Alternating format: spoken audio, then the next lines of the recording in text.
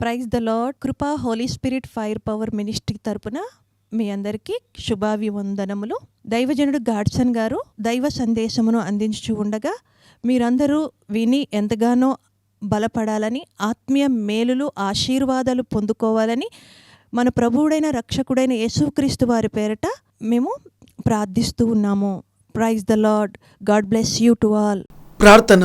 మహాపరిశుద్ధుడా, ప్రేమ కలిగిన తండ్రి, గొప్ప దేవ, నీకు వెలకట్టలేని కృతజ్ఞతాస్తుతులు, స్తోత్రాలు, వందనాలు చెల్లించుకుంటూ ప్రార్థన చేస్తున్న రాజా, ఈ దినమన్న దేవుని వాక్యాన్ని వీక్షిస్తున్నటువంటి దేవుని ప్రియ బిడ్డలందరితో కూడా నీవే ముఖాముఖిగా మాట్లాడమని, విత్తబడ్డ దేవుడి వాక్యం నీరు కట్టి ఫలింప చేసి దుష్టుడు వాక్యాన్ని దొంగిలించకుండా నీ బిడ్డలు వాక్యమిని మరిచిపోకుండా వాక్యానుసారంగా జీవించుటకు రోషం కలిగిన తీర్మానం తీసుకున్నటువంటి బిడ్డలుగా నీ బిడ్డలను సిలువ చాట మరుగుపరచండి.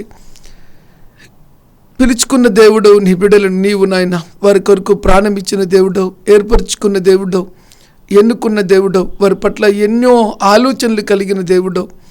నిజంగా నీ ఆలోచనలు ఎంతో గొప్పవి రాజా, నీకు స్తోత్రాలు. ఆ పరిపూర్ణమైన దైవ చిత్తం జరుగునట్లుగా వాక్యమిన్న ప్రతి బిడ్డ వాక్యానుసారంగా జీవించి నీకు సాక్షులై ఉండినట్లుగా నీ సన్నిధిని కుమ్మరించమని ప్రార్థన చేస్తున్నాం. నీ దాసుని కూడా సిలువ చాటున మెరుగుపరిచి మాట్లాడమని యేసు పేరుతో అడిగి దీవెనలను పొందియున్నాము తండ్రి. ఆమెన్. Praise the lord. దేవునికి స్తోత్రం కలుగునుగాక. దేవుడి వాక్యం వీక్షిస్తున్నటువంటి దేవుని ప్రియ బిడ్డలందరికీ కూడా ప్రభు అయిన యేసుక్రీస్తు నామములో శుభములు, దీవెనలు, మేళ్ళు దేవుడు మెండుగా మిమ్మల్ని ఆశీర్వదించునుగాక. ఆమెన్. ఒక ఛాలెంజింగ్తో కూడిన వాక్యాన్ని పరిశుద్ధాత్మ దేవుడు మనతో మాట్లాడబోతున్నాడు. ప్రియ బిడ్డలారా, మరి పరిస్థితులన్నీ చూసినట్లయితే యేసయ్య రాకడ నిజంగా సమీపిస్తున్నది అన్నట్లుగా ఉందండి. పరిస్థితులన్నీ కూడా ఒకప్పుడు లాంటి పరిస్థితులు కాదు, కానీ పరిస్థితులన్నీ కూడా చాలా మార్పు కలిగింది. నన్ను అడిగితే గన మనుషుల్లో కూడా చాలా చేంజ్ చెప్పండి. అంటే ఎవరిని నమ్మాలో ఎవరిని నమ్మకూడదో, సాతాను ఎవరిని ఎప్పుడు పడగొడుతున్నాడో, వారి ఆలోచనలేంటో, వారి తలంపులేంటో, వారి ఊహలేంటో అనుకుంటే ఆశ్చర్యాన్ని కలిగిస్తుంది. దేవునికి స్తోత్రం కలుగునుగాక. అయితే పరిశుద్ధాత్మ దేవుడు ఈరోజు మరి దేవుని ప్రియ బిడ్డలతో మాట్లాడేటువంటి మాట ఒక అద్భుతమైనటువంటి మాట అండి. సో ఏది ఏమైనప్పటికీ కూడా నీ జీవితంలో గుర్తుపెట్టుకోవాల్సిన ప్రాముఖ్యమైనటువంటి విషయాన్ని నేను మీతో పంచుకుంటున్నాను. ప్రియ బిడ్డలారా, రండి దేవుని వాక్యంలోకి వెళ్దాము. యోబు గ్రంథం 4వ అధ్యాయం 6వ వచనాన్ని ఒకసారి చూద్దాం. నీ భక్తి నీకు ధైర్యము పుట్టింపదా? నీ యథార్థ ప్రవర్తన నీ నిరీక్షణకు ఆధారము కాదా? ఆమెను చెప్దామా? అందుకే ఈరోజు పరిశుద్ధాత్మ దేవుడు ఏం మాట్లాడుతున్నాడంటే, పరిస్థితులు చాలా విభిన్నంగా ఉన్నాయి. ఈ భయంకరమైన విభిన్నమైన పరిస్థితిలో దేవుడు మాట్లాడేటువంటి మాట ఏంటంట, నిన్ను భయంకరమైన విపత్తులోనికి తీసుకుపోకుండా నిలబెట్టేది, నీ ద్వారా దేవునికి మహిమ తీసుకొచ్చినట్లుగా, దేవుడి హృదయ ఆలోచనలు నీ పట్ల నెరవేర్చబడినట్లుగా, నీ పట్ల కూడా దేవుడి చిత్తం పూర్తవునట్లుగా, సో బలమైనటువంటి నీ జీవితంలో బలమైనటువంటి గొప్ప కార్యాలు జరగాలి అంటే దేవుని వాక్యం చెప్తుంది, నీ భక్తి నీకు ధైర్యము పుట్టింపదా. అంటే పరిస్థితులన్నీ కూడా తారుమారుగా ఉంటాయి. మళ్ళీ చెప్తున్న ఈ మాట చాలా జాగ్రత్తగా వినండి. ఈ భూమి మీద పుట్టిన ఆ వ్యక్తులలో, దేవుని నమ్ముకున్నటువంటి వ్యక్తుల్లో ఎంతగా దేవునితో ఒక మంచి సత్సంబంధం కలిగి ఉంటే, మళ్ళీ చెప్తున్నాను మాట, దేవుని మాటకు లోబడుతూ వింటూ విధేయత చూపిస్తూ దేవుడి వాక్యానుసారంగా జీవిస్తూ నిజమైన దేవుని బిడగా నువ్వు ఉన్నట్లయితే బైబిల్ చెప్తుంది నీ భక్తి నీకు ధైర్యం. అంటే నీ జీవితంలో ఎన్ని భయంకరమైన అననుకూల పరిస్థితులు ఎదురైనప్పటికీ కూడా నీలో ఒక ధైర్యం ఏంటి తెలుసా ప్రియ బిడ్డలారా?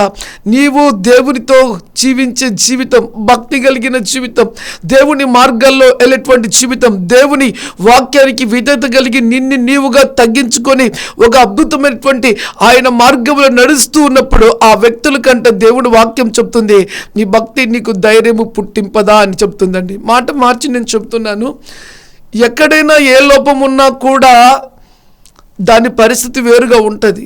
ఏంటి లోపము అంటే, బంగ్లాలు లేకపోయినా, బంగారు లేకపోయినా, వజ్ర వైడూర్యాలు లేకపోయినా, ఈ లోకంలో ధనధాన్యములు లేకపోయినా, ఉన్నతమైన స్థితి లేకపోయినా, నా మాట మార్చి చెబితే నీ జీవితంలో నువ్వు దీన స్థితిలో ఉన్నా, కట్టుకోటకు బట్టలు లేక చినిగిపోయిన బట్టలు వేసుకున్నా, ఇలా చెప్పుకుంటూ పోతే నువ్వు ఏ స్థితిలో ఉన్నావో నాకైతే తెలియదు. నువ్వు ఏ స్థితిలో ఉన్నా అన్నిటికాటికి చాలా ప్రాముఖ్యమైనది ఏంటి అంటే నీ జీవితంలో భక్తి కలిగిన జీవితం. ఈ లోకంలో అన్ని కూడా కొద్ది కాలమే అనుభవించి సమస్తాన్ని విడిచిపెట్టి వెళ్ళే రూట్ కరెక్ట్గా తెలిసి ఉన్నవాడు గ్రేట్ అండి.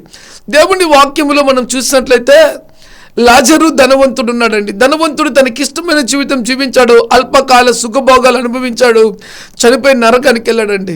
కానీ లాజరు గురించి దేవుని వాక్యం ఏం చెప్తుందంటే, ప్రియమైన బిడ్డలారా, రొట్టె ముక్కలు ఏరుకుంటూ తినేటువంటి వాడు. నిజంగా ఆ పేదరికంలో ఆ వ్యక్తి ఎందుకు పుట్టాడు ప్రభు అంటే కేవలం దేవుని మహిమపరచుటకే. ప్రియమైన బిడ్డలారా, కాబట్టి మనం ఏ స్థితిలో ఉన్నామో అనేది కాదు ప్రాముఖ్యమైనది, దేవునితో ఎంత మంచి సత్సంబంధం కలిగి ఉన్నాము అనేది ప్రాముఖ్యమండి. నీ జీవితంలో నువ్వు దేవునితో ఎప్పుడైతే ఒక మంచి సత్సంబంధాన్ని కలిగి ఉంటావో ఈ లోకంలో ఆ వ్యక్తికి మాత్రమే అంట ధైర్యం అంట. నీ భక్తి నీకు ధైర్యము పుట్టింపదా? నీ జీవిత కాలం అంతా కూడా నువ్వు జీవించే దినములు ఒక అద్భుతమైన దినములుగా ఉండాలి అంటే నీకు ధైర్యం కావాలి. ఆ ధైర్యము భక్తిలో మాత్రమే ఉందండి. ఆ భక్తి విషయంలో నువ్వు కరెక్ట్గా దేవునితో నడవకపోతే, దేవునితో నీవు నడవకపోతే, దేవునితో నడవకుండా నీ ఇష్టానుసారంగా నడుస్తూ దేవుడు నాకు తోడుగా ఉన్నాడు అనుకుంటే అది పొరపాటే. భక్తి తప్పినప్పుడు బ్రతుకు తప్పుద్ది. ఈ మాట మళ్ళీ ఒకసారి చెప్తున్నాను, జ్ఞాపకం ఉంచుకోండి. భక్తి తప్పినప్పుడు, భక్తి కరెక్ట్గా లేనప్పుడు, నిజమైన భక్తి పరుడుగా లేనప్పుడు ఆ వ్యక్తి జీవితం ఎలాగా ఉంటుంది లోకంలో అంటే భక్తిహీనుడుగా, భయంకరమైన వ్యక్తిగా, లోక సంబంధమైన వ్యక్తిగా, చెప్పుకోవడానికి పెద్ద పేరేముండదు కానీ అటువంటి అడుగులలో నడుస్తూ ఈ లోకములో లోక సంబంధమైనటువంటి వ్యక్తిత్వం కలిగిన వ్యక్తులుగా సంచరిస్తూ ఉంటాడు. వాళ్ళు ఎటువంటి వాళ్ళంటే ఏమైనా చేయగలరు, భక్తిహీనులుగా ఏమైనా చేయగలరు. కాబట్టి వారి జీవితంలో దేవుని చిత్తము జరగదు. వారు చనిపోయిన తర్వాత నరకానికి వెళ్తారు. వారు ఎటువంటి వారికి ధైర్యవంతులు అంటే సాతాను దూతలకు ధైర్యవంతులు. ఎందుకంటే భక్తి లేదు కాబట్టి ఏ తప్పిదప్పు క్రియలు చేసేదానికైనా బరిదెగించినటువంటి వ్యక్తులుగా. అదేనండి రౌడీలు, గుండాలు, తిరుగుబోతులు, కరుడు గట్టిన వాళ్ళు, వాయు వరుస లేని వాళ్ళు, దేని లెక్క చేయని వాళ్ళు, అమ్మను లెక్క చేయని వాళ్ళు, నాన్నను లెక్క చేయని వాళ్ళు, ఈ లోకములో సుఖ సంపదల మీద ఆలోచన కలిగిన వాళ్ళు. ఎందుకు అంటే దేవుని భయభక్తుల్లో నడవడం వారికి చేత కాదు. లోక సంబంధమైన వాటిని చేస్తూ ఎంజాయ్, వారికి ఇష్టమైన జీవితం జీవించడానికి ముందుకు అడుగులేస్తుంటారు. అందుకే వారి మీద పెద్ద పెద్ద నేరారోపణలు ఉంటాయి. ఇదే చెడ్డ పేరు. అందుకే నేనేం చెప్తున్నానంటే వారిని ఎవరు కూడా తప్పించరు. భక్తిహీనులు వారి క్రియలు తగినటువంటి ఫలాన్ని అనుభవిస్తారు. వారి కాలం సంపూర్ణము కాకతలిగే ముగించబడి ఎత్తబడతారండి. అయితే దేవుని వాక్యం ఏం చెప్తుందంటే ఏ వ్యక్తిని కూడా నిజమైన భక్తిపరుడుగా ఉన్నప్పుడైతే ఆ వ్యక్తి జీవితంలో నీతిపరుడుగా మార్చబడిన తర్వాత, యథార్థపరుడుగా మార్చబడిన తర్వాత, ఒక మంచి జీవితం జీవించాలనుకున్న తర్వాత అతని జీవితంలో ఎన్నో భయంకరమైన విపత్తులు ఎదురైనా కూడా ఆ వ్యక్తి అస్సలు భయపడ్డంట. అందుకే బైబిల్ చెప్తుంది నీ భక్తి నీకు ధైర్యం పుట్టింపదా అని చెప్తుందండి. రెండో మాట చెప్పమంటారా ప్రియమైన బిడ్డలారా, భక్తి పరుల జీవితంలో వచ్చే కష్టాలు చాలా ఎక్కువే. అయితే ఆ భక్తి పరుల జీవితంలో వచ్చే కష్టాలే, ఆ కష్టాలు వారికి ఏం తీసుకొచ్చి పెడతాయి అంటే గొప్ప దీవెన తీసుకొచ్చి పెడతాయండి. చెప్పులు కొట్టి దేవుని కనపడతామా? భక్తికి పరీక్ష ఉంటుంది, భక్తి కలిగిన జీవితానికి ఒక పరీక్ష ఉంటుందండి.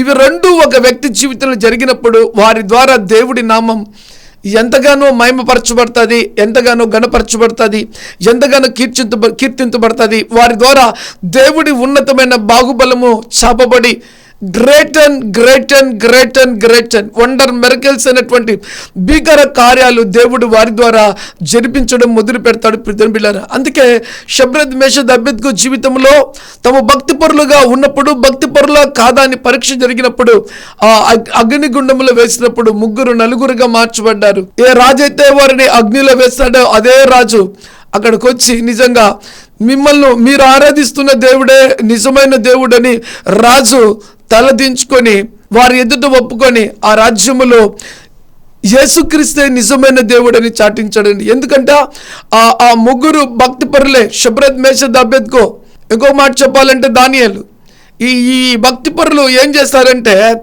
రాజుని ఆ రాజుని మార్చేశారు. అంతేకాదు ఆ రాజ్యములో యేసుక్రీస్తు ఒక సువార్త ప్రకటించుటకు ద్వారములు తెరవబడ్డాయి. మళ్ళీ చెప్తున్నానండి, వారికి వచ్చిన కష్టమే, ఆ కష్టములో దేవునితో ఒక మంచి జీవితం జీవించడమే. ఆ జీవితం జీవించడం వల్ల నీతివంతమైన జీవితం జీవించారు, దేవునితో ఒక మంచి సాక్ష్యాన్ని కలిగి జీవించారు, దేవుని శక్తిని పొందుకున్న వారిగా మార్చబడ్డారు, రాజును కదిలించారు, ఆ ప్రాంతానికి సువార్త ప్రకటించారు, దైవ శక్తి ఆ ప్రాంతంలో బలముగా దిగి వచ్చిందని ప్రభు పేరుతో మనవి చేస్తుంటున్న ప్రియ బిడ్డలారా, ఇంత గొప్ప కార్యం దేవుడు వారి ద్వారా జరిపించుకుందానికి కారణం ఏంటి అంటే దేవుడి ఎదుట వారి మనస్సాక్షి గొప్పది. దేవుని ఎదుట ఎప్పుడైతే ప్రియ బిడ్డలారా మన మనస్సాక్షి గొప్పగా ఉంటుందని మన గురించి మాట్లాడుతున్నా. ఈ భూమి మీద జీవించినంత కాలము కూడా నువ్వు ధైర్యవంతురాలిగా ఉండాలి అంటే దేవుడు నీకు తోడుగా ఉండాలి, దేవుని మార్గాల్లో నువ్వు వెనుదిరగకుండా అడుగులు వేసే వ్యక్తిగా ఉండాలి. ప్రియ బిడ్డలారా, ఛాలెంజింగ్తో కూడిన మాట. చాలా మంది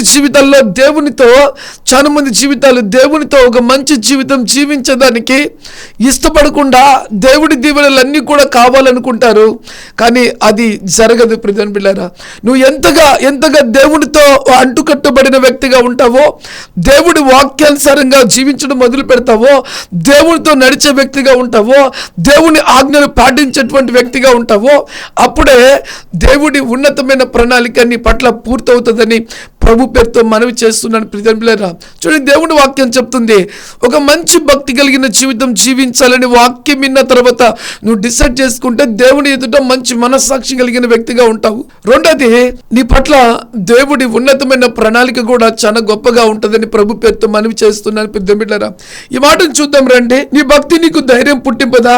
నీ యథార్థ ప్రవర్తన నీ నిరీక్షణకు ఆధారము కాదా? నీ యథార్థ ప్రవర్తన నీ నిరీక్షణకు ఆధారం కాదా?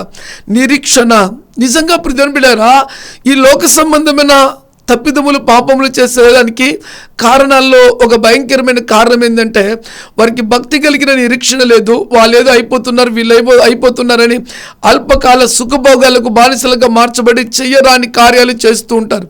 నేనైతే ఏం చెప్తున్నానంటే ప్రియ బిడ్డలారా, నువ్వు ఏ స్థితిలో ఉన్నా కూడా నువ్వు దేవుని వాక్యానుసారంగా జీవించేదానికి మంచి భక్తిపరులుగా మార్చబడిన తర్వాత ఉన్నతమైన స్థితికి వెళ్ళేదానికి దేవుని వాక్యం చెప్తుంది, నీ నిరీక్షణ నీకు ఆధారము. ఏ స్థితిలో నుంచి పట్టబడ్డావో, ఏ ఆ పిలుపుని అందుకొని యేసుక్రీస్తుకు నీ జీవితాన్ని ఇచ్చావో అక్కడి నుంచి ప్రియ బిడ్డలారా ఉన్నతమైన స్థితికి వెళ్ళేదానికి, ఆ నీతి కలిగిన జీవితం జీవించడానికి, పరిశుద్ధమైన జీవితం జీవించడానికి, యథార్థవంతమైన జీవితం జీవించడానికి, దేవునితో నడిచి ఉన్నతమైనటువంటి సాక్ష్యాన్ని కలిగి పొందుకునేదానికి నిరీక్షణ చాలా ప్రాముఖ్యమైందండి.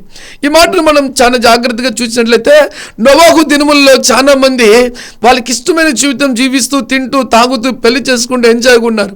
కానీ నోవాహు తనకిష్టమైన జీవితాన్ని పక్కన పెట్టి దేవునికి ఇష్టమైన జీవితాన్ని జీవించాడండి. అందుకే గొప్ప భక్తిపరుడుగా మార్చబడ్డాడు, దేవునితో నడిచాడు, దేవుడు చెప్పినటువంటి మాట చొప్పున ఓడను తయారు చేశాడు. తన కుటుంబము ఎంచక్క ఓడలో ప్రవేశించి నిజంగా దేవుడి మాటకు విధేయత చూపించి వారు మాత్రమే రక్షించబడ్డారు, వారు మాత్రమే దేవుడి కృపలో కాపాడబడ్డారు.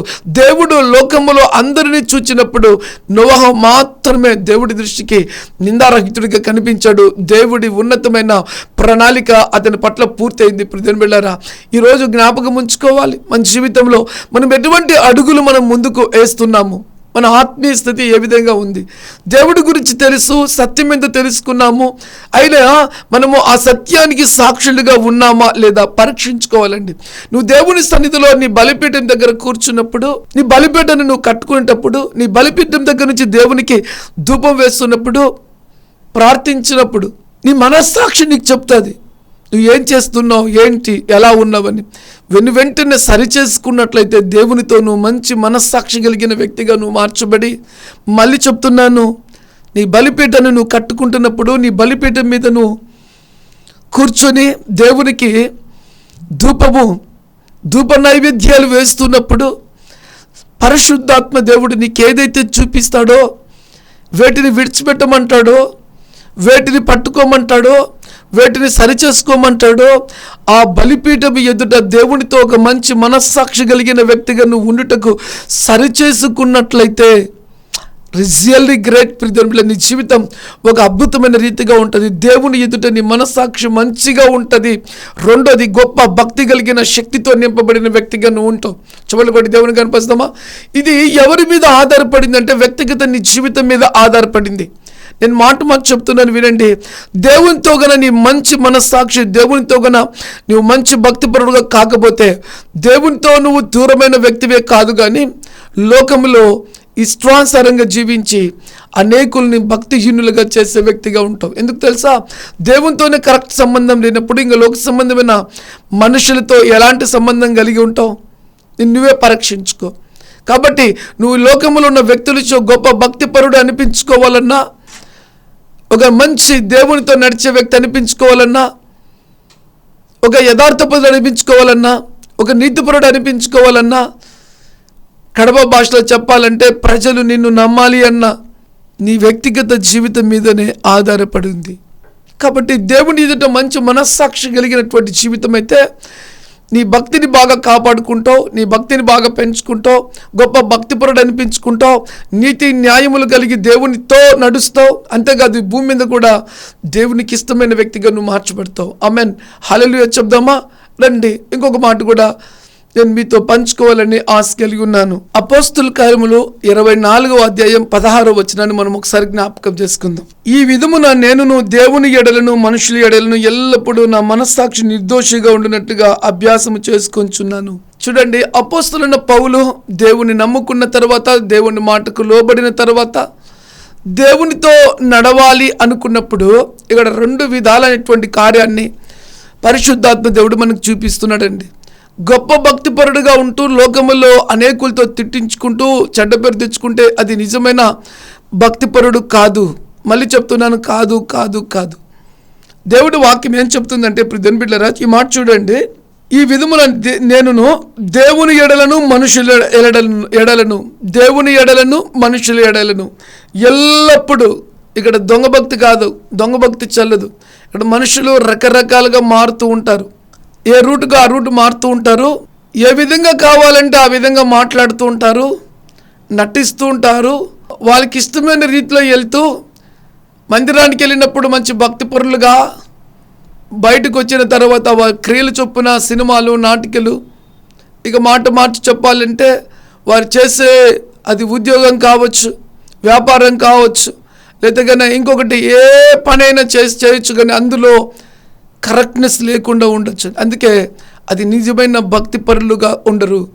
దేవునితో మంచి సంబంధం కలిగి ఉన్నావు అంటే ఈ లోకములో బ్రతికినంత కాలం అన్ని విషయాల్లో మనుషులతో కూడా, నువ్వు చేసే పనిలో కూడా, ఆ వృత్తిలో కూడా, ఆ బిజినెస్లో కూడా, ఆ వ్యాపారంలో కూడా, ఆ యొక్క ఉద్యోగంలో కూడా, ఆ చదువుకునే చోటు కూడా. నన్ను అడిగితే చదువుకునే పిల్లలు కూడా దేవుణ్ణి సంపూర్ణంగా నమ్మి ఉంటే కాపీలు కొట్టాలంటే మనస్సాక్షి అంగీకరించదండి. మోసం, అబద్ధం. నేను అబద్ధికుడిగా. నువ్వు ఎప్పుడైతే కాపీలు కొట్టి నువ్వు రాస్తున్నావో అబద్ధికుడివి. దొంగ ప్రార్థనలు ఉంటాయి. కొంతమంది ఎగ్జామ్ దగ్గరకు వచ్చిన తర్వాత పెన్నులు తీసుకొని వచ్చి, హాల్ టికెట్ తీసుకొని వచ్చి ప్రార్థన చేయండి మేము పాస్ కావాలంటే, ఇది కాదండి. కష్టపడి చదివితే ఆ రోజు దేవుడి కృప, దేవుడి జ్ఞానం, దేవుని శక్తి నాకు కావాలి, నేను ఘన విజయం పొందాలి అని ప్రార్థన చేయండి అని అంటే బాగుంటుంది. అలా ప్రార్థన చేయించుకున్న వాళ్ళు కాపీల మీద ఆధారపడరు, వెనక చూపు మీద ఆధారపడరు. ఒక నిజమైన భక్తిపరుడు ఈ ఇయర్లో నేను ఈ జాబ్ కొట్టాలి, లేదా ఈ ఇయర్లో ఈ కంప్లీట్ చేయాలి, కష్టపడి చదవాలి, నేను మంచి ర్యాంక్ సంపాదించుకోవాలని ఒక పట్టుదలతో చదివి విజయాన్ని పొందుకుంటారు. వాళ్ళలో ఒక స్టామినా ఉంటుందండి.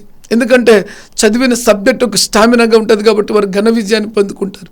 ఎందుకు ఈ మాట చెప్తున్నానంటే ఒక ఎగ్జాంపుల్గా ఈ మాట చెప్తున్నాను. జీవితంలో దేవుని నమ్ముకున్న వ్యక్తుల జీవితాలు ఎలా ఉంటాయని ఈరోజు నిన్ను పరీక్షించుకో. చూడండి, దేవుని వాక్యం చెప్తుంది. చూడండి ఈ మాట. ఈ విధమున నేను దేవుని ఎడలను మనుషుల ఎడలను ఎల్లప్పుడూ మంచి మనస్సాక్షి కలిగిన వాడినై.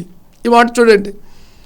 దేవుని ఎదుట మంచి మనస్సాక్షి కలిగినట్లయితే దేవుని వాక్యం చెప్తుంది, ఈ లోకంలో నువ్వు బ్రతికినంతకాలం మనుషుల ఎదుట కూడా మంచి మనస్సాక్షి కలిగిన వ్యక్తిగా ఉండేదానికి సిద్ధపాటు కలిగిన జీవితం జీవిస్తావు. దాని కొరకు నీ జీవితాన్ని బాగా దేవుని సన్నిధిలో సరిచేసుకునే దానికి, లోకంలో సరిచేసుకుని బ్రతికేదానికి సిద్ధపాటు కలిగిన వ్యక్తిగా ఉంటావు. ఎందుకంటే ఇది నీ జీవితం, అది మంచి అయినా చెడైనా నువ్వే భరించాలి. అందుకే బతికే ఈ కొద్ది కాలం ఒక మంచి జీవితం జీవించాలంటే దేవుని నమ్ముకున్న తర్వాత దేవునితోనూ మంచి జీవితం జీవించాలి.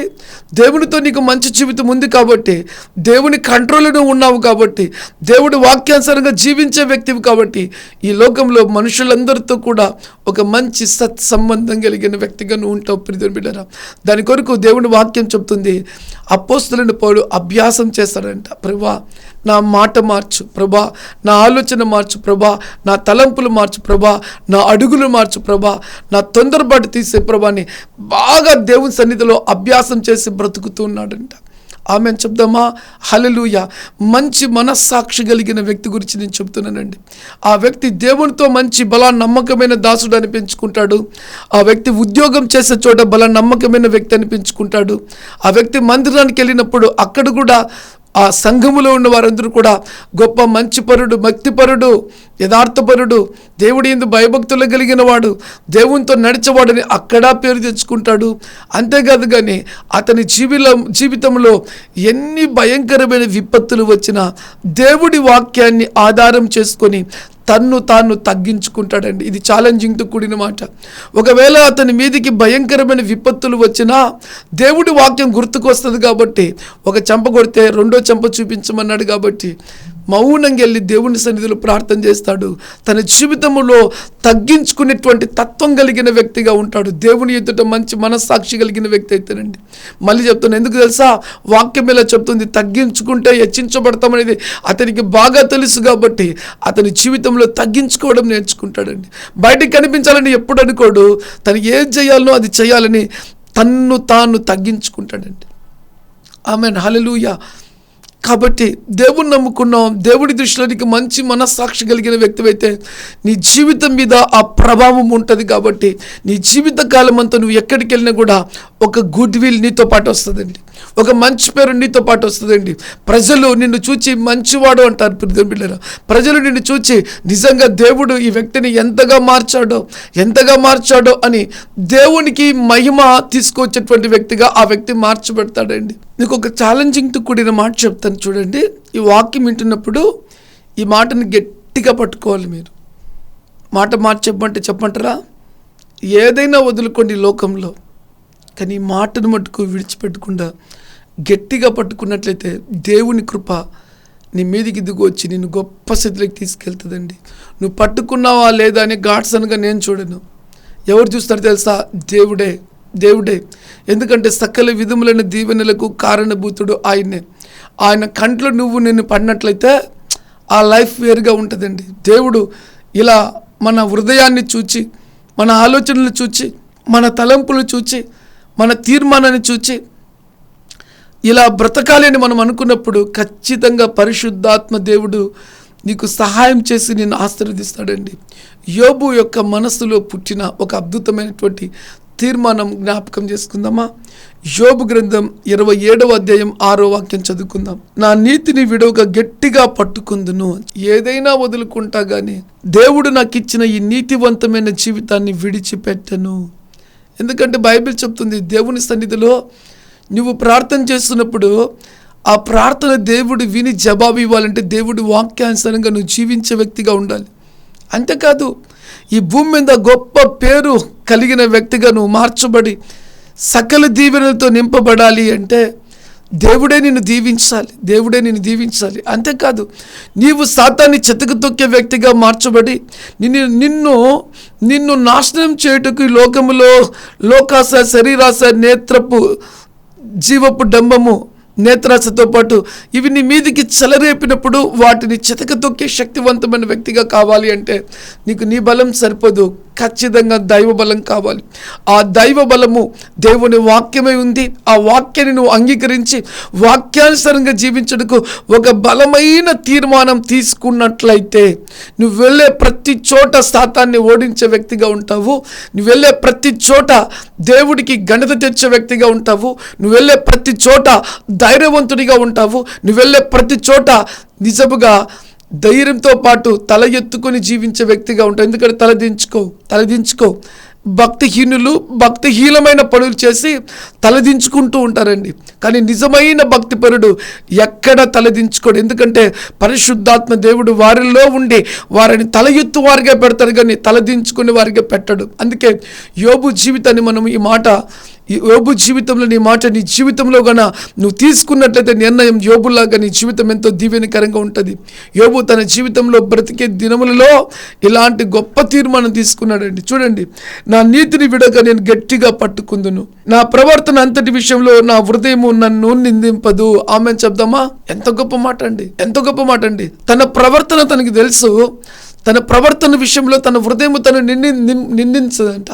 అది దేవునితో కావచ్చు, భూమి మీద బ్రతికే విధానంలో కావచ్చు అండి. నీలో ఉన్న పరిశుద్ధాత్మ దేవుడు నీ మీద నేరారోపణ చేయకుండా దేవుడి వాక్యానుసారంగా జీవిస్తూ నువ్వు అడుగులు ముందుకేసినట్లయితే నిజంగా అది ఒక అద్భుతమైన జీవితంగా ఉంటుందండి. ఆ అద్భుతమైన జీవితం నువ్వు జీవించడం దేవుడి చిత్తం. ఈరోజు ఈ వాక్యం ఎందుకు దేవుడు ఈ వాక్యం ద్వారా నీతో మాట్లాడుతున్నాడంటే నువ్వు సరిచేయబడాలి. దేవునితో ఒక అద్భుతమైన జీవితం జీవించే వ్యక్తిగా ఉండాలి.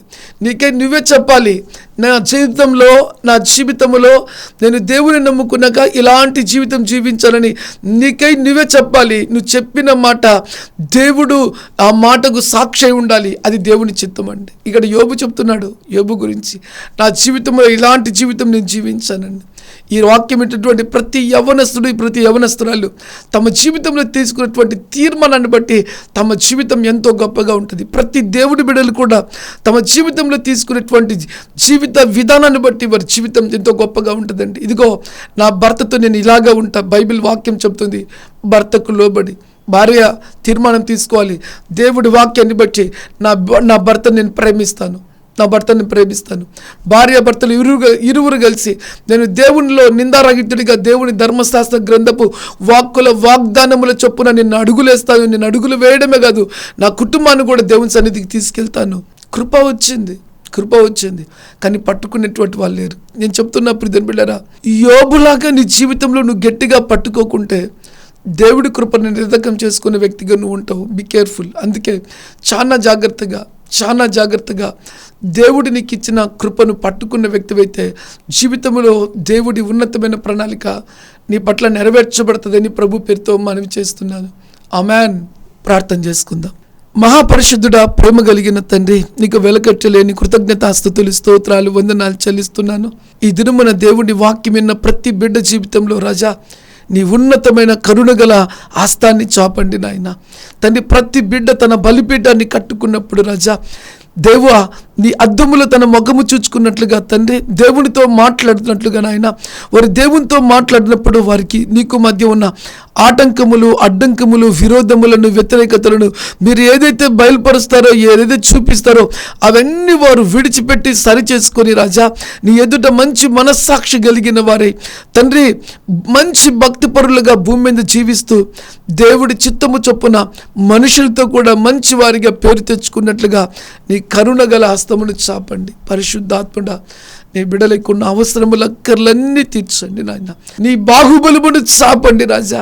నిజముగా తండ్రి భక్తిపరులుగా జీవిస్తున్నటువంటి వారి జీవితంలో వస్తున్నటువంటి ఎన్నో భయంకరమైన విపత్తుల్లో నా దేవుడి నామం మహిమపరచబడి శబ్రత్ మేషద్ అబేద్గో దానియేలే కాదు నాయన తండ్రి, ఇప్పటి కాలంలో నీ బిడ్డల ద్వారా నీ ఘననామానికి మహిమ కలంగా ఆశ్చర్యమైన అద్భుత భీకరమైన కార్యాలు జరిపించమని ప్రార్థన చేస్తున్నా తండ్రి. వర్తమానం విన్న ప్రతి బిడ్డ జీవితంలో క్రీస్తు యొక్క మహిమైశ్వర్యం చొప్పున సకల విధములైన దీవెనలు, దేవుడి ఉన్నతమైన ఆలోచనలు, ఆశీర్వాదములు ప్రతి బిడ్డ మీద కుమ్మరించబడునుగా. కానీ యేసు పేరుతో ప్రార్థించి దీవెనలను పొంది ఉన్నాము తండ్రి. ఆమెన్. గాడ్ బ్లెస్ యూ ప్రియమైన బిడ్డలారా. నువ్వు తీసుకునే తీర్మానం మీద నీ జీవితం యావత్తు కూడా ఆధారపడింది. God bless you. దేవుడు మిమ్మల్ని దీవించునుగాక. ఆమెన్.